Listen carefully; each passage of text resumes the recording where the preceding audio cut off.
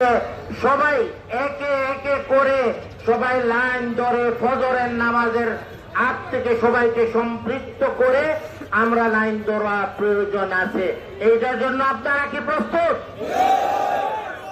আপনারা মনে করবেন না আমাদের যে প্রার্থী যাকে দেওয়া হয়েছে তার সব থেকে বড় গুণটা হলো তিনি আমাদের প্রিয় নেতা আগামী প্রধানমন্ত্রী জনাব তারেক রহমান সাহেবের আস্থাভাজন হিসেবে পরিচিতি অর্জন করেছে।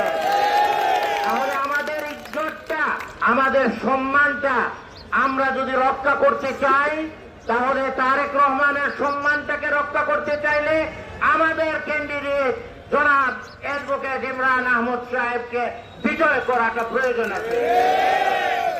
এর সাথে সাথে বলা লাগবে এই প্রার্থীকে বিজয়ের মাধ্যমে আমাদের উন্নয়নের কার্যক্রমগুলি বাস্তবায়ন করাটা সম্ভব হবে। আজকে আমরা নদী ভাঙ্গন, রাস্তা, বিভিন্ন অসুবিধাগুলি আমরা দীর্ঘ 17-18 বছর থেকে আমরা কিন্তু নির্যাতিত ছিলাম। এইটার থেকে মুক্তির জন্য আমাদের প্রয়োজন আছে উন্নয়নের কার্যক্রমটাকে বাস্তবায়ন করার জন্য।